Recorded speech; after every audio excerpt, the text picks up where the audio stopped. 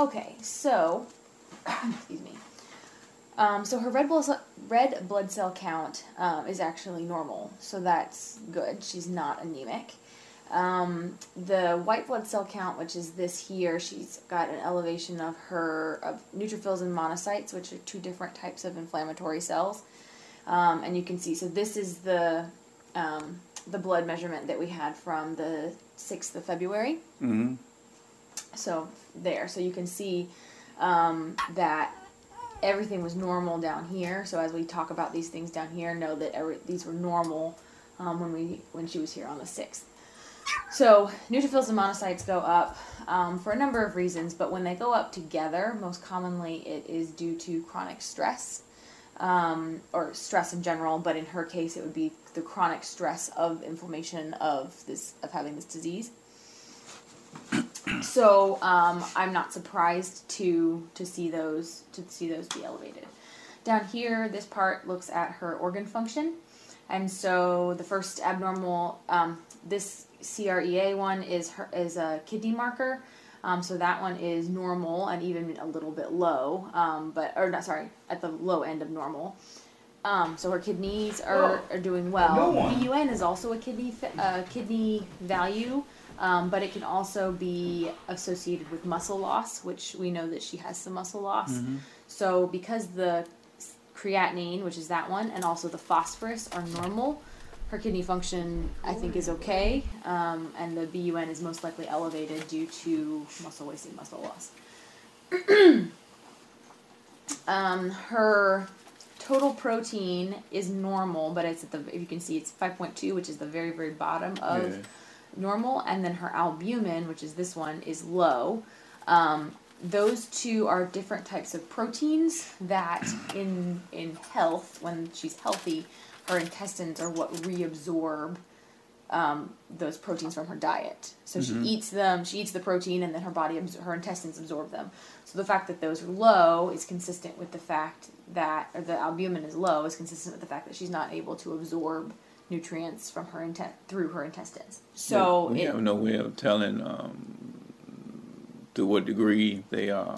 Not from this test. The way to do that is to do a biopsy of her intestine. So that involves putting her under anesthesia, going into her abdomen, finding her intestines, cutting out a piece, and then sending it off for a pathologist to look at. So it's very invasive. Yeah.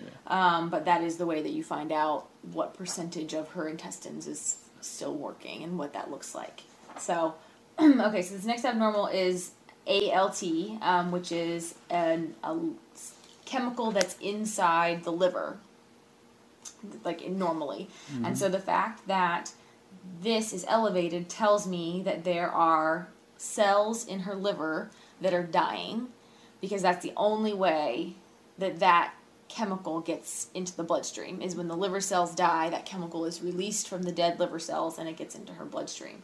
So this tells me that she is starting to have some liver damage. Over there. Now if you see where it is, it's elevated, but it's not very elevated, it's just mildly elevated. So if we were able to get her to eat and we were able to give her some medicine to support her liver and help it heal, if that was her only problem, we could recover from that level of liver damage. So, of course, it's not her only problem, but so that's it makes it one more factor that increases her risk and makes it harder for her to recover. So that's one more thing. These are her bile and other liver enzymes, and those are still normal. Those are a little bit more non-specific, so the ALT is the one that's really specific for the liver. Her cholesterol is a little bit low. That's not important. She's not eating, and she's cholesterol being low is not a problem. Those are normal. And then I skipped over calcium up here. So calcium, sodium, potassium, and chloride are what we call, as a group, we call them electrolytes, if you've heard that, like in sports drinks or whatever. Yeah. So they're various different ions, which are electrolytes. And so you can see they're all abnormal. So the calcium is low, sodium is low, chloride is low, potassium is high. And so those are out of balance because she's not eating and she's not digesting any food. And I've been giving her Gatorade. Is that cool? I read it. Yeah, that's fine. It hasn't. Giving her Gatorade didn't cause this. But it was supposed to like help. No, it did. No, Gatorade's fine to give them, so it'll help. It didn't fix it, but it's here. So of those electrolytes, the one that I am the most worried about is her potassium. Mm-hmm. Her potassium is pretty high, and if potassium gets very high, it can start to affect the heart, and they can have abnormal beating rhythms of the heart if potassium gets too high. I didn't hear any abnormal rhythms in the short period of time that I listened to her, but that is something that we want to be very aware of. What causes the potassium to be high? The other issues she's going through, or there's something in the diet? No, it's not in her diet. It has to do, I guess in a way it has to do with her diet because she's not absorbing food. Right. But no, it has to do with the chemical balance, like the acid-base balance inside of her body. So that's that. Okay, so all those things together, all these values could be worse, but what she has is quite a lot for her to deal with. Mm-hmm.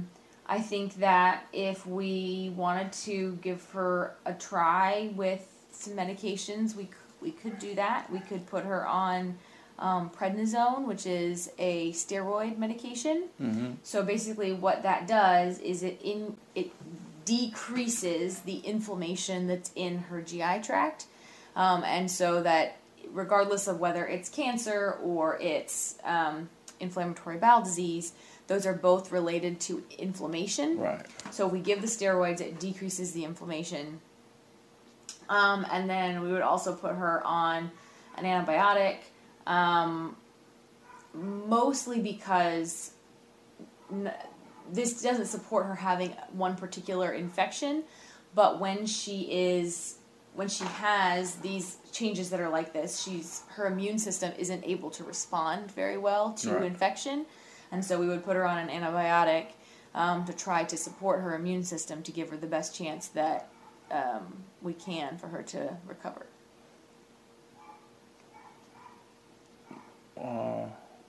What else besides that's it? We would also give her an anti-nausea medication. And not that she's vomiting, but because she hasn't been vomiting, right? She just hasn't been eating. So a lot of times dogs won't eat because they feel nauseated, even if they're not vomiting. Because of course she can't vomit something up if she doesn't have anything to vomit up. So the anti-nausea medication can make her, it decreases pain in her belly, and so that can sometimes encourage them to eat. If she still doesn't eat with that, we can also give her appetite stimulants to make it more likely that she'll want to eat. What causes her to throw up if she does eat? Because I'm wondering, is she not eating because she don't want to throw up? Has she been throwing up? Like before, when she was eating, was she throwing up? Yeah, she threw up probably once a week she would throw up when she was eating. Yeah. Once a week. So, any number of things. So, if it is cancer, a lot of times cancer will release certain chemicals, and what type and how much depends on the type of cancer. But a lot of times those chemicals can they circulate in the bloodstream and they reach the center in the brain that's responsible for feeling nauseated or feeling nauseous. And so that can make you feel nauseous, which can make you vomit or just feel nauseous depending on basically how much chemical there is in the bloodstream of that chemical. And that's the same place in the brain where the Cerenia, the anti-nausea medicine that we would put her on, functions, where it acts. So it will not only deal with the discomfort of feeling nauseated, it would also help with actually being able to keep the food down. Correct. Yeah. Mm-hmm. Okay. Mm-hmm. Gotcha. in. Hey, so sorry to interrupt y'all. I don't know if you're aware, but it is snowing pretty bad out there. I know you Courtney, live in Greensboro, so I just want to give you the heads up. Like Okay. our parking What you lot want to do, is buddy? covered. For real? Okay, I appreciate What you it. want to do? You're welcome. Okay. Just give you the heads up. So do you want to give those medications a try? You want So to we'll be get put those on the medications machine? for you as quickly as we can so that you don't get stuck here. Courtney. Courtney. Stand up. So, like with what you have suggested, has anyone gone that route and there's been a turnaround? Have you been at this Courtney. situation before?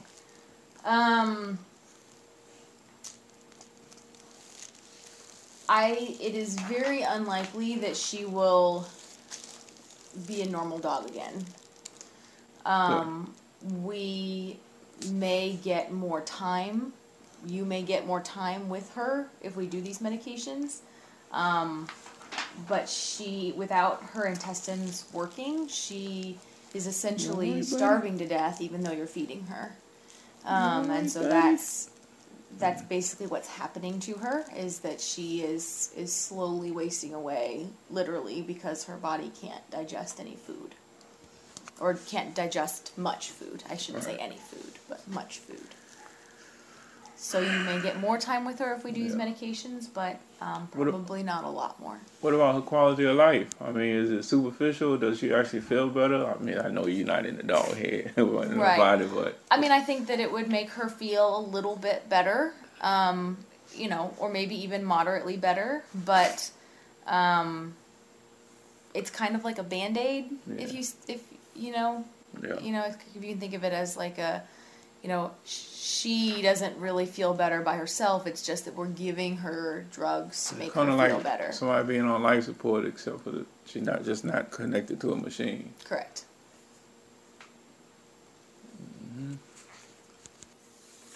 Well, this is a tough call. It is.